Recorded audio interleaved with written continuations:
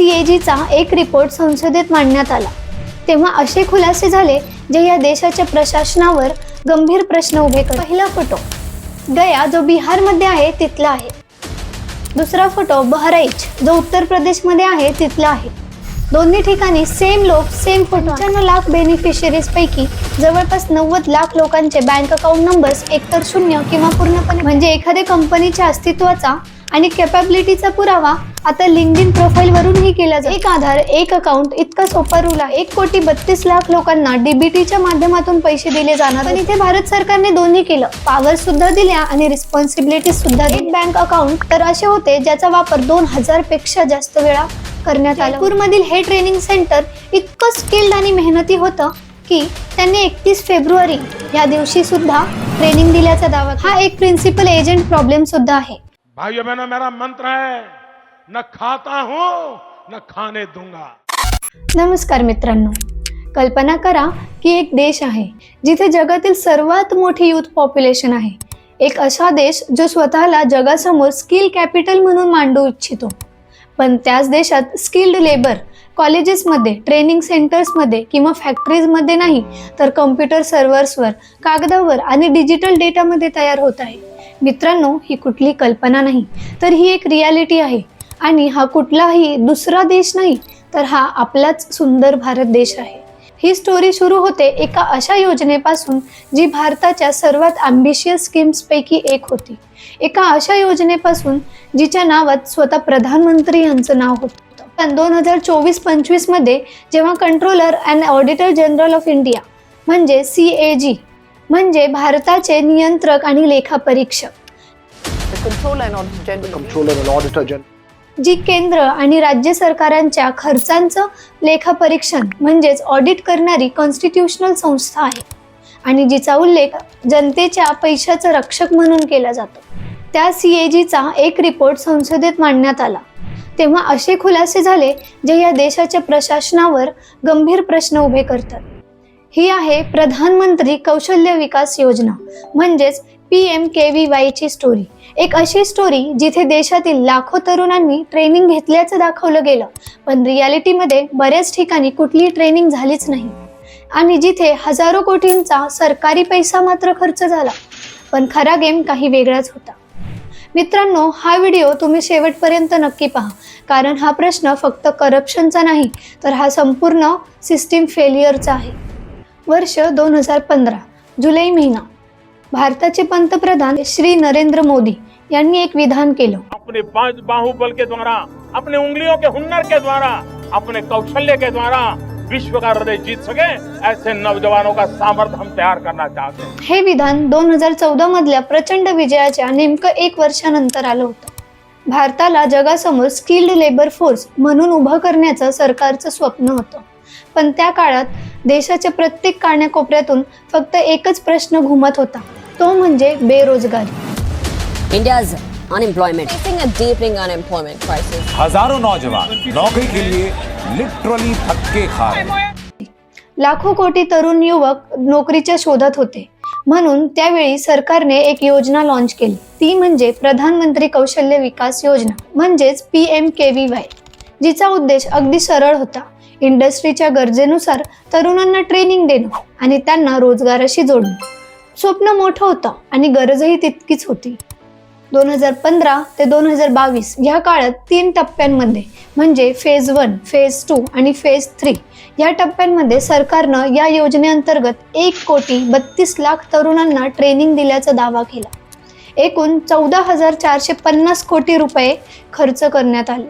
हे आकडे खूप मोठे होते आणि सरकारची नियतही चांगली होती, पण खरा प्रश्न हा होता, खरंच त्या लोकांना ट्रेनिंग दिली गेली का, की फक्त कागदांवरच आकडे भरले गेले होते? आता प्रधानमंत्री कौशल्य विकास योजनेमध्ये ॲक्च्युली काय प्रॉब्लेम झाला हे पाहण्यासाठी आपल्याला हे पाहणं गरजेचं आहे की जेव्हा ही योजना बनवली गेली होती तेव्हा त्यानुसार ॲक्च्युअल सिस्टीम कशी असायला हवी होती। तर या योजनेत 3 प्रकारच्या ट्रेनिंगचा प्रावधान होतं। पहिली, शॉर्ट टर्म ट्रेनिंग। ही ट्रेनिंग शाळा सोडलेले, कॉलेज सोडलेले किंवा बेरोजगार तरुण यांच्यासाठी होती। दुसरी, रेकॉग्निशन ऑफ प्रायर लर्निंग म्हणजेच RPL। ही ट्रेनिंग जे लोक आधीच काहीतरी शिकलेले होते पण त्यांच्याकडे कुठलीही नोकरी नव्हती त्यांच्यासाठी होती. आणि तिसरी स्पेशल प्रोजेक्ट्स, देशाच्या वेगळ्या वेगळ्या भागांमध्ये त्यांच्या गरजेनुसार ही ट्रेनिंग दिली जाणार होती, ज्यामध्ये नवीन टेक्नॉलॉजी जसं आर्टिफिशियल इंटेलिजन्स वगैरे हे सुद्धाही समाविष्ट होतं. मग ह्या ट्रेनिंग नेमके कोणाला द्यायच्या आणि त्यासाठी कोणती एलिजिबिलिटी वापरायची यासाठी कठोर नियम होते.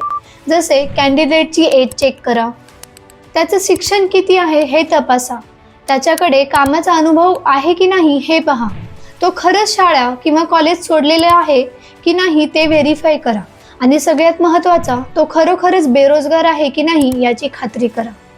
असे सर्व नियम या स्कीमच्या गाईडलाईन्समध्ये स्पष्टपणे लिहिले होते. त्यानंतर या योजनेअंतर्गत पैसे कसे वाटले जाणार हे सुद्धा स्पष्टपणे नमूद केलं होतं. त्यानुसार 75% जबाबदारी केंद्र सरकारची होती तर 25% जबाबदारी राज्य सरकारची होती. केंद्र सरकारचा 75% निधी नॅशनल स्किल्स डेव्हलपमेंट कॉर्पोरेशन म्हणजेच NSDC मार्फत दिला जाणार होता, तर राज्य सरकारचा 25% निधी स्टेट स्किल्स डेव्हलपमेंट मिशन मार्फत दिला जाणार होता. आणि एक अतिशय महत्त्वाची गोष्ट होती ती म्हणजे DBT डायरेक्ट बँक ट्रान्सफर. म्हणजे प्रत्येक लाभार्थ्याने आपला आधार कार्ड त्याच्या बँक अकाउंटशी लिंक करून घ्यायचा आणि मग प्रत्येक ट्रेनिंग दरम्यान महिन्याचा पैसा थेट त्याच्या खात्यात जमा होणार होता. यामध्ये कोणताही बिचौलिया किंवा मिडलमॅन नसणार होता, कोणतंही रोख पेमेंट नव्हतं, सगळं थेट आणि डिजिटल होतं, म्हणून पेमेंट स्ट्रेस करणं सुद्धा शक्य होतं. त्यानंतर कोणत्या ट्रेनिंग सेंटर्सला ट्रेनिंगसाठी मान्यता द्यायची यासाठीही त्याचे रूल्स स्कीम्समध्ये स्पष्ट केले होते. या सगळ्या गोष्टी लक्षात ठेवा, कारण पुढे या सगळ्या गोष्टींच्या कशा धज्ज्या उडवल्या आहेत हे आपण पाहणार आहोत. सगळ्यात महत्त्वाचं, प्रत्येक बॅचचे high resolution photos, video recordings आणि बॅच वाईज कॅन्डिडेट्सचे फोटोज हे सगळं स्किल इंडिया पोर्टलवर अपलोड करणं ट्रेनिंग सेंटरसाठी कंपल्सरी होतं. तसेच अटेंडन्ससाठी बायोमेट्रिक अटेंडन्स सिस्टीम वापरणं बंधनकारक होतं, जेणेकरून उपस्थिती ट्रॅक करता येईल. हे सगळं कंपल्सरी केलं होतं जेणेकरून हे सिद्ध करता येईल की लोक खरंच ट्रेनिंग घेत आहेत. आणि शेवटची गोष्ट म्हणजे मॉनिटरिंग. खरंच ट्रेनिंग सुरू आहे का, सेंटर प्रत्यक्षात चालू आहे का हे तपासण्यासाठी सरकारी इन्स्पेक्टर्सने सेंटरला फ्रिक्वेंटली भेट देऊन ऑडिट करणं अनिवार्य होतं. मित्रांनो, हे सगळं स्कीम लॉन्च करतानाच मेन्शन केलं होतं. वरवरून पाहिलं तर सगळं एकदम व्यवस्थित आणि प्लॅन्ड वाटेल, पण प्रत्यक्षात ना कुठले रूल्स पाळले गेले ना कुठल्याही प्रकारची मॉनिटरिंग झाली. पण प्रत्यक्षात काय झालं हे पाहण्यासाठी आता आपल्याला CAG रिपोर्टची पानं उलटावी लागणार आहेत. तर चला आपण ते पाहूया. 2023-24 मध्ये कंट्रोलर अँड ऑडिटर जनरल म्हणजेच CAG यांचा एक ऑडिट रिपोर्ट संसदेत सादर केला जातो. हा रिपोर्ट म्हणजे रिपोर्ट नंबर 20 ऑफ 2025. हा रिपोर्ट पब्लिकली इंटरनेटवर अवेलेबल आहे, म्हणून तुम्हीही तो ऑनलाईन गुगलवर सर्च करून इझिली मिळवू शकता. 2020 मध्ये CAGला या स्कीमचा ऑडिट करण्याचा आदेश आला होता. त्यानुसार CAGने 8 राज्यांमध्ये डिटेल्ड ऑडिट केलं. आसाम, बिहार, झारखंड, केरला, महाराष्ट्र, ओडिसा, राजस्थान आणि उत्तर प्रदेश. त्यांनी MSDE म्हणजे ministry of skills development and entrepreneurship जी 2014 मध्ये तयार केली गेली होती तिचीही तपासणी केली. तसेच NSDC जी पैसे डिस्ट्रीब्यूट करणार होती तिचीही पाहणी केली. तेव्हा CAGच्या लक्षात आलं की सिस्टीममध्ये मोठी गडबड आहे. आणि जेव्हा त्यांनी स्किल्स इंडिया पोर्टल तपासलं तेव्हा ज्या गोष्टी त्यांनी पाहिल्या त्या फक्त समस्या नव्हत्या, तर त्या पूर्ण सिस्टीम कोलॅप्स होण्याचे संकेत होते. तर त्यांची एक एक ऑब्झर्वेशन आपण वन बाय वन पाहू. पहिलं ऑब्झर्वेशन म्हणजे बनावटी खाते आणि आकड्यांचा खेळ. 95 लाख बेनिफिशियरीज पैकी जवळपास 90 लाख लोकांचे बँक अकाउंट नंबर्स एकतर 0 किंवा पूर्णपणे ब्लँक किंवा असे नंबर्स होते जे प्रत्यक्षात बँक अकाउंट असू शकत नाही. मित्रांनो, थोडा विचार करून बघा. 1,32,00,000 लोकांना DBTच्या माध्यमातून पैसे दिले जाणार होते. त्यांना ट्रेनिंग दरम्यान तसं सक्सेसफुल ट्रेनिंग नंतर पैसे थेट त्यांच्या खात्यात मिळणार होते. पण अकाउंट नंबर्स मध्ये नेमकं काय होतं? काही बँक अकाउंट्सचा नंबर 1111 तर कुठे 1 2 3 4 5 6 असं होतं. काही अकाउंट्समध्ये तर फक्त एकच नंबर होता, कुठे नल लिहिलं होतं तर कुठे अकाउंट नंबरच नव्हतं. काही ठिकाणी तर असे स्पेशल कॅरेक्टर्स होते जे कधीच बँक अकाउंट नंबर असू शकत नाही. मग ह्या स्कीम अंतर्गत जे पैसे वाटले गेले ते नेमके गेले कुठे? आणि हा प्रॉब्लेम काही हजार लोकांचा नव्हता, 95 लाख बेनिफिशरीज पैकी जवळपास 90 लाख लोकांचा होता. म्हणजेच 94% अकाउंट्स फेक होते. आणि ही तर फक्त सुरुवात होती. उरलेल्या 5 लाखांमध्ये सुद्धा 12,122 बँक अकाउंट्स असे होते जे अनेक वेळा वापरण्यात आले होते. म्हणजे एका बँक अकाउंटवर एकापेक्षा जास्त बेनिफिशरीज नोंदवले गेले होते. एक बँक अकाउंट तर असे होते ज्याचा वापर 2000 पेक्षा जास्त वेळा करण्यात आला होता. म्हणजेच एकच बँक अकाउंटमध्ये 2000 वेगळ्या वेगळ्या तरुणांच्या नावाने पैसे ट्रान्सफर झाले होते. पण हे कसं शक्य आहे? कारण जर डायरेक्ट बँक ट्रान्सफर होत असेल आणि आधार लिंक प्रोसेस असेल तर एक बँक अकाउंट फक्त एकाच आधार कार्डशी जोडलेला असायला हवा होता. एक आधार एक अकाउंट इतका सोपा रूल आहे. पण CAG चे पुढील आकडे पहा. 2 ते 5 वेळा वापरले गेलेले बँक अकाउंट्स 11,587, 6 ते 10 वेळा वापरलेले 238 अकाउंट्स, 11 ते 50 वेळा वापरलेले 219 अकाउंट्स, 51 ते 100 वेळा वापरलेले 39 अकाउंट्स, 101 ते 1000 वेळा वापरलेले 34 अकाउंट्स, 1000 ते 2000 वेळा वापरलेले 4 अकाउंट्स आणि एक अकाउंट जे 2000 पेक्षा जास्त वेळा वापरण्यात आले होते. त्यानंतर CAG ने जेव्हा ऑनलाईन सर्व्हेच्या माध्यमातून बेनिफिशरीजशी संपर्क साधण्याचा प्रयत्न केला तेव्हा 36% ईमेल्स पाठवले जाऊ शकले नाहीत, कारण ईमेल ॲड्रेसच फेक होते.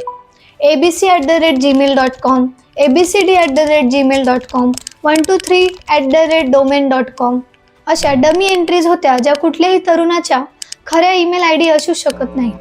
ज्या ईमेल्सवर मेसेज गेला त्यापैकीही फक्त 171 रिस्पॉन्सेस मिळाले आणि त्यातलेही बहुतेक रिस्पॉन्सेस एकाच ईमेल ID वरून होते किंवा एखाद्या ट्रेनिंग सेंटरच्या ID वरून पाठवले गेले होते. म्हणजेच बेनिफिशरीज खरंच अस्तित्वात होते का हा मोठा प्रश्न पडतो. पण कहाणी इथेच संपत नाही.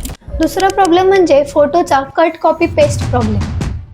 जेव्हा CAG ने ट्रेनिंग सेंटर्सकडून सादर केलेले फोटोज आणि व्हिडिओज तपासले तेव्हा जे खुलासे समोर आले ते तर अजूनच धक्कादायक होते.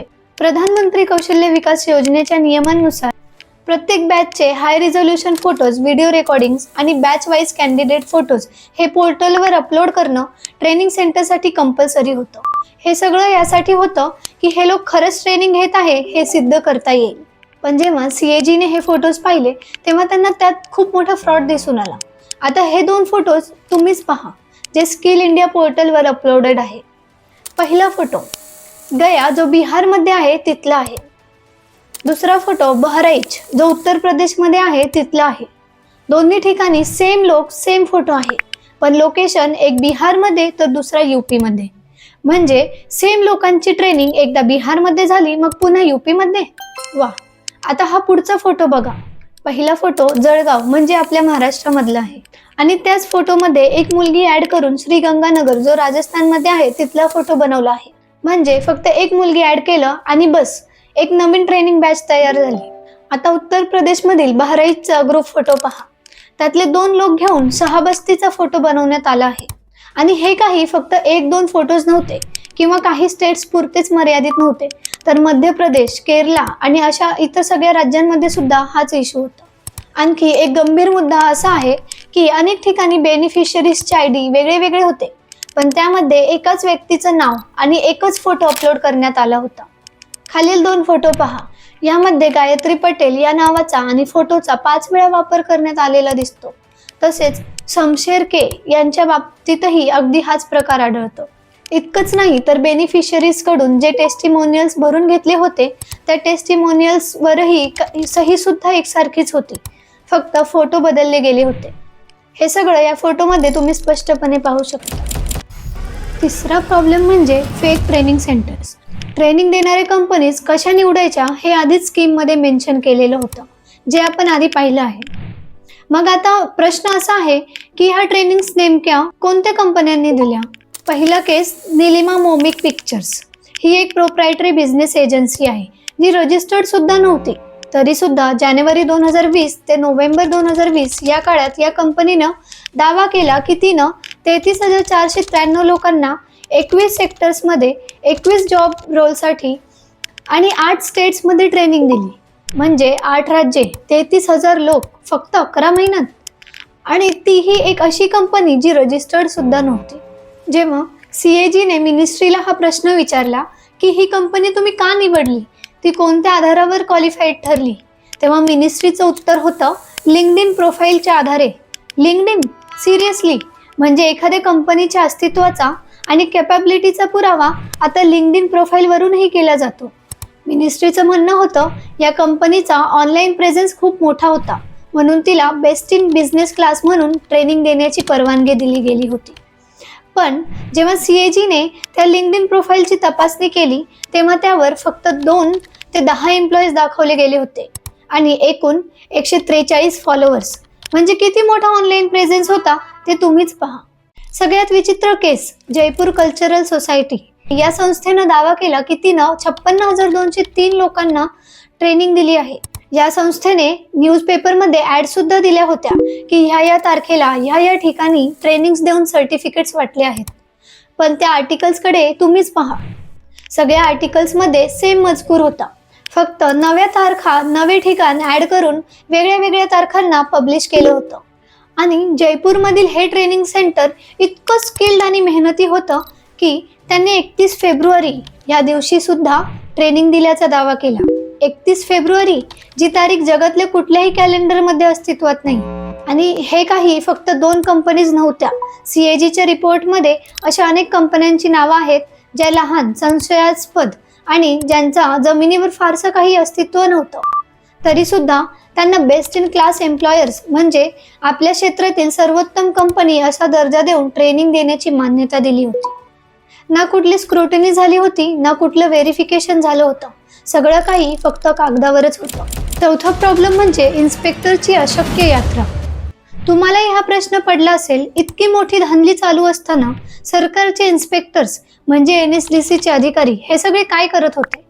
कागदावर आणि रेकॉर्ड्समध्ये तर इन्स्पेक्टर्सची नावं, डेट, लोकेशन सहित सगळ्या ठिकाणी इन्स्पेक्शन्स केल्याचं नोंदी होत्या. पण जेव्हा CAGने याची चौकशी केली तेव्हा असे 80 केसेस आढळले जिथे एकाच इन्स्पेक्टरने एकाच दिवशी वेगळ्या वेगळ्या स्टेट्समध्ये वेगवेगळ्या ठिकाणी इन्स्पेक्शन्स केल्याचं दाखवलं गेलं होतं. उदाहरण पहा. 21 फेब्रुवारीला एक इन्स्पेक्टर आशिष सेनवाल यांनी एकाच दिवशी 8 स्टेट्समध्ये 19 इन्स्पेक्शन्स केल्याची नोंद आहे. त्याच इन्स्पेक्टरने 23 फेब्रुवारीला 3 स्टेट्समध्ये 30 इन्स्पेक्शन्स केल्याचं दाखवलं आहे. कितने तेजस्वी लोग हैं हमारे पास, कितने शानदार विचार रखते हैं. मित्रांनो, तुम्हीच विचार करा. एकच इन्स्पेक्टर कर्नाटका, केरला, मध्य प्रदेश आणि तेलंगणा या सगळ्या ठिकाणी एकाच दिवशी जाऊन इन्स्पेक्शन कसं काय करू शकतो? हा चार्ट पहा. यात अनेक इन्स्पेक्टर्सने एकाच दिवशी वेगवेगळ्या ठिकाणी एकापेक्षा जास्त इन्स्पेक्शन्स केल्याचं दाखवलं आहे. म्हणजे यावरून हे स्पष्ट होतं की मॉनिटरिंग सिस्टीम पूर्णपणे फसली होती.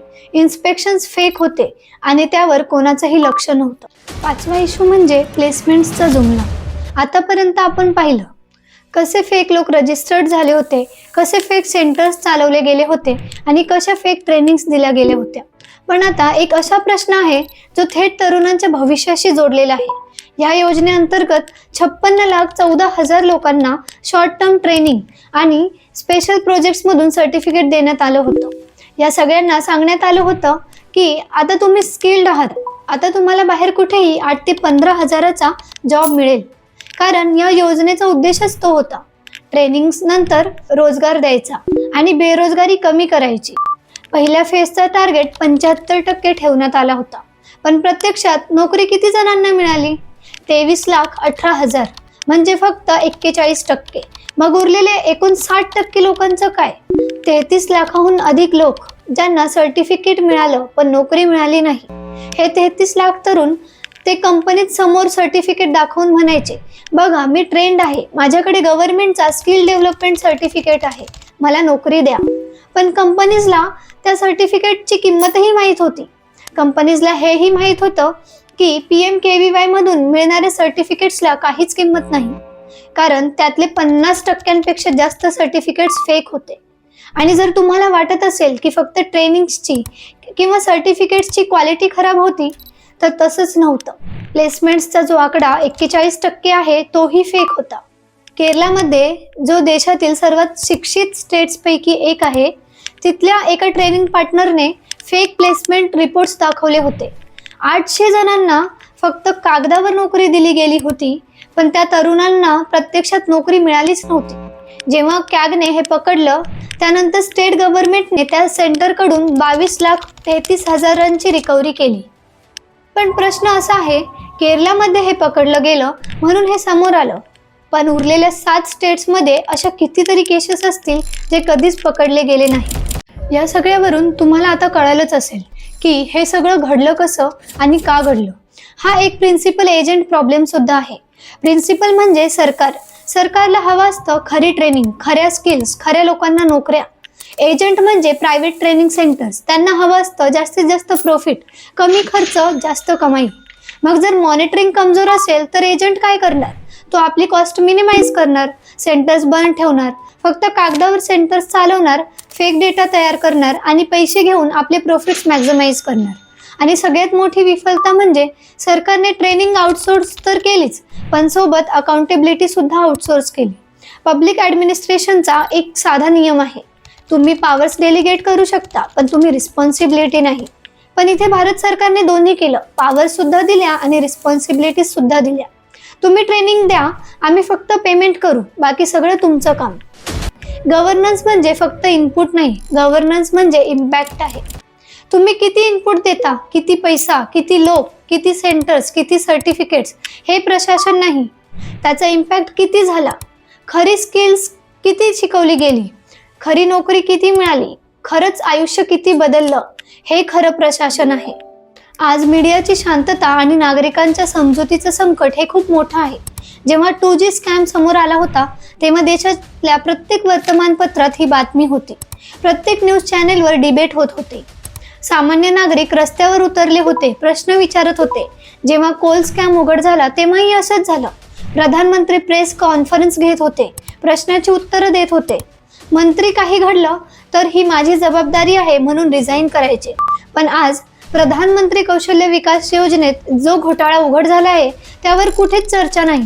न TV चॅनल्सवर, न वर्तमानपत्रांमध्ये, न सोशल मीडियावर. फक्त कॅग रिपोर्टमध्ये त्याची चर्चा आहे, म्हणजे एक सरकारी डॉक्युमेंटमध्ये, जो 99% लोक कधीच वाचत नाही. मग मित्रांनो, आपण खरंच विचार केला पाहिजे, हा क्षण कसा आणि कधी आला की ह्या देशात भ्रष्टाचारावर बोलणंच थांबलं आहे. हा क्षण कधी आला की घोटाळ्यांवर सत्ताधाऱ्यांना प्रश्न विचारणं बंद झालं आहे. हा क्षण कधी आला की सरकारी फसवणुकीवर या देशाची मीडिया एक खोल शांततेत गेली आहे. याला कुठे ना कुठे फक्त सरकार नाही तर आपणही जबाबदार आहोत. जसं आज सरकारकडून मॉनिटरिंग प्रणाली, जबाबदारीचं प्रॉपर डेलिगेशन नसल्यामुळे असे मोठे घोटाळे झाले आहेत, तसंच जर आपण भारताचे नागरिक जागरूक राहिलो नाही आणि ज्यांना आपण निवडून दिलं आहे त्यांना प्रश्न विचारले नाहीत, मग ती कोणतीही सरकार असो, तोपर्यंत कुठलीही सुधारणा होणार नाही. म्हणून प्रश्न विचारा, कारण या सगळ्या स्कीम्समध्ये वापरला जाणारा पैसा तुमच्या मेहनतीचा आहे, तुमच्या टॅक्सचा पैसा आहे. आणि जोपर्यंत आपण अकाउंटेबिलिटी मागणार नाही तोपर्यंत सिस्टीम सुद्धा बदलणार नाही. मित्रांनो, जर हा व्हिडिओ तुम्हाला आवडला असेल तर नक्कीच व्हिडिओला लाईक करा आणि आपल्या मराठी मित्रमैत्रिणींना शेअर करा. तुम्हाला हा व्हिडिओ कसा वाटला कॉमेंट सेक्शनमध्ये नक्की सांगा. चला तर मग मी भेटते पुढच्या व्हिडिओमध्ये. तोपर्यंत नमस्कार साथियों, आप भी मौसम का मजा लीजिए.